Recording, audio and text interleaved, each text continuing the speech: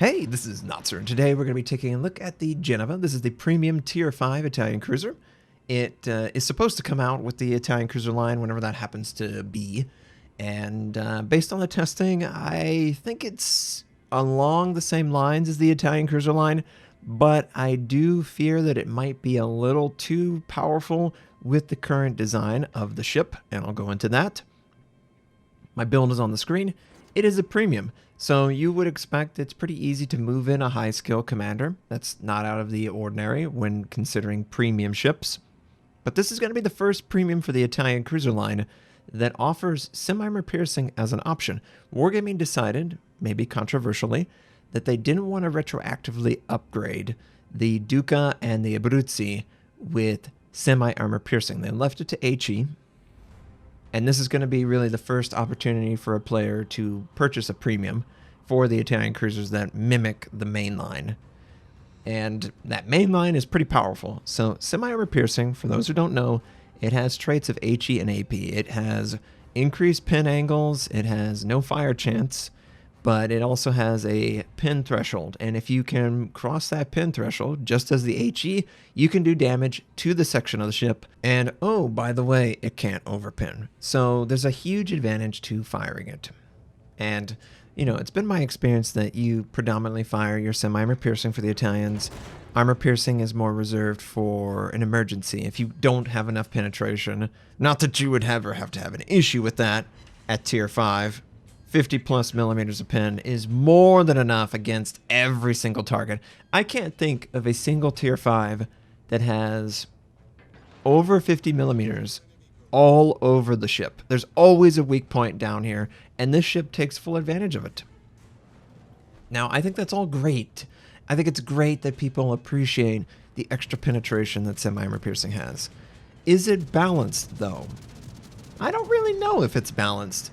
I feel pretty strong with this, and I am already giving up exhaust smoke consumable, which I desperately want. That's one of the fun traits of the Italians is the exhaust smoke, and you're not going to get it here, partially because it would be so incredibly broken for 8 203mm guns to be hidden in smoke and point blank someone. What could they do? They couldn't do anything. So I think Wargaming decided, probably smartly, you know what, let's not do this. Let's really not. But it still is really strong, and I still don't know if it's healthy. It certainly has an interesting quality to it, because most of the players that you'll play against will probably have never fought against this. They really have no idea what to expect, and it's a high alpha ship with great gun velocity. It seemingly just outperforms its equal tier. It's similar to the Furutaka with its AP 203s and HE at tier 5. It's just very devastating against the equal tier ship types. I feel the same way about the Genova, but unfortunately, it's brutal. It's so brutal. The alpha towards enemy DDs is incredibly high. I don't really feel like I have the torpedo utility that the Japanese Furutaka has. Clearly, I have much stronger HE equivalent, semi-armor piercing. The AP works just fine, but I find, you know, most of the time I'm like, man, I'm just missing out on semi-armor piercing, so I just want to fire more semi-armor piercing. And, you know, who wouldn't? It's that powerful, but it just ends up being sort of an alpha strike blapping vessel, and I don't know how you fix that, because the way semi-armor piercing is balanced is based on its gun caliber. You will get its effective penetration. And what Wargaming wanted was they wanted the 203s at tier 10 to cross a certain threshold. Well, that threshold is very significant at tier 10. But at tier 5, everything has been crossed. There's not a battleship that I play against outside of Waterline that is really going to mitigate it too well. Every single bow, every single superstructure, every single cruiser and DD, every part of those ships is vulnerable to this. And it's always going to be. And yeah, sure, it's a 20-second reload. It sucks. You know, you basically wait out the same time that a battleship would, but it's more accurate. It's more consistent. And oh yeah, you have better maneuverability, so you can avoid incoming damage much easier. It ends up just feeling like a really big bruiser type of cruiser that doesn't have that kind of utility to justify its existence in the cruiser setup. It really is just a gun platform that's delivering the 203 semi piercing.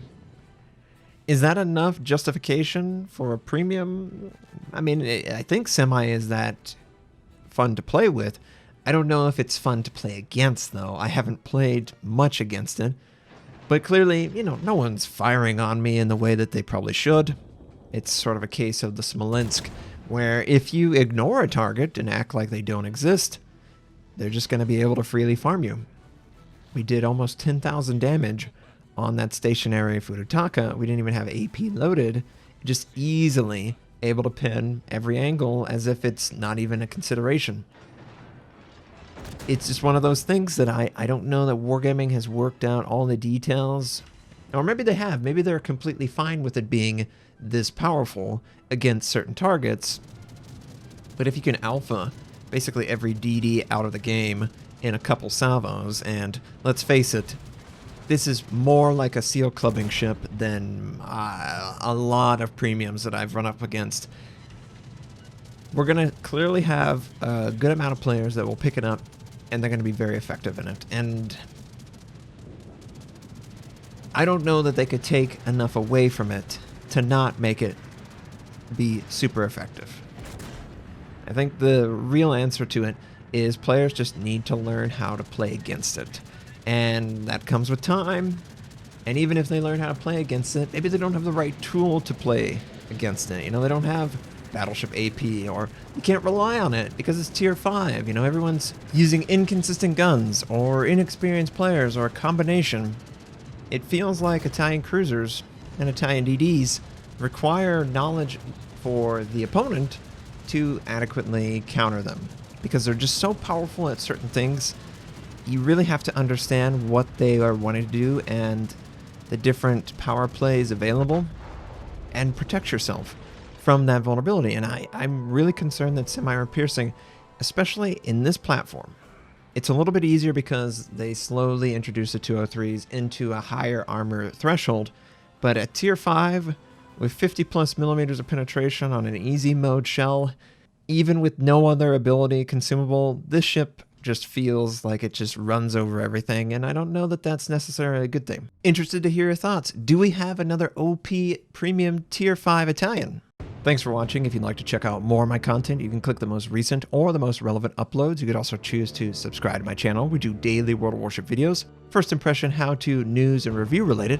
My North American recruit invite is on the screen. You can take advantage of that. I stream at twitch.tv/Notser. Thank you, have a wonderful day, and I'll catch you next time.